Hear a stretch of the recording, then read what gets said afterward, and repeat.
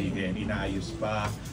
Yung iba naman confirmed na, pero syempre gusto nila sila yung mag-a-announce. Pero for sure, at least for one thing, makikita ulit natin si Miss Marian Rivera on primetime television. So yun, So another telefilm. yes.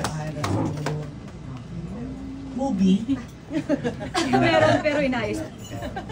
Depende kung kaya pa ng schedule ni Marian. Okay, thank you po and congrats. Thank you, Miss Rose. And now, let's have from Philippine star, Miss Leia Sarterio. Sarterio. Salterio. Hello, ma'am.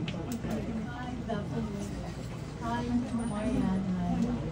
What's your daily routine when it comes to taking care of your skin, of yourself, of your beauty?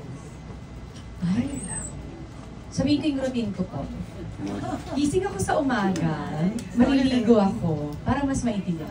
Gising ako sa umaga, syempre may ritual pa ako ginagawa niyan kasi hindi ako pwedeng gumigising na hindi ako nakakondisyon through praying. So yan ang number 1 ko. After niyan, maliligo ako, gigisingin ko yung 2 anak ko, papaliguan ko. Bibilisan ko sila for school. So habang ginagawa nila yan, mag-e-ekran na po ako. Tapos mag-blush on na po ako nung tigo. Kasi harin ko po sila sa school. Pagka-drop ko sa school, nagpipilates po ako. So yun ang aking exercise. Nagpipilates po ako hanggang sa gagawin. Every other day po for 1 hour. So ayun po, tapos healthy living din po kasi ako. So sa bahay po namin, i-implement po namin, hindi lang sa aming mag-asawa, pero kasama po yung kids namin na healthy living po kami sa bahay. Pag sinabi po namin healthy living, is ito po yung mga alam mo yung mga talagang masustansyang mga pagkain. Yeah, what do you avoid eating? Avoid? Parang hindi rin eh.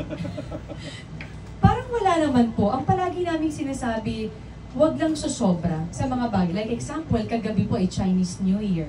So Chinese food po ang aming food. So alam naman natin kung ano ang mga Chinese food. So okay lang po yun. But the next day today is back to reality po kami kung ano yung mga dapat namin. Mahilig po kami sa gulay. Tsaka nag-ano po kami, nag-juicing kami every day. Like pag sinabi namin juicing in the morning, carrots, apples, celery. So pati mga kids ganun din po. So ganun po yung routine. Makapag-juicing. Ayan po nalaman na nila. Maganda yung for healthy living, di ba? Opo, parang ako po kasi mas gusto kong proteksyonan lahat ng aspeto. Outside man yan or inside man yan, mas maganda siguro na nami-mirror din po ng mga bating healthy living namin mag-asawa. Ano pinagbabawal mo sa mga kids? Wala pong bawal po. Lahat po pwede. Pero In moderation. chocolates, may tinatawag naman organic chocolates. So pwede. Less sugar. Pag sugar, cocoa sugar. Soft drinks. Water po kami, Wilkins.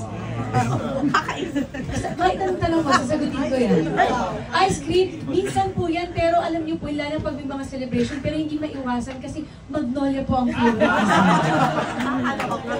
So, lalo na kapag may mga get-together po yung kids sa bahay, ay, binibigyan ko sila naman namin Magnolia. Alright, thank you. Kala niyo wala akong sagot. Are you not planning to get another endorser for Ekpan? Aside from Marian. Wala po, ako lang po. Lalaki naman daw. Well, honestly, last year,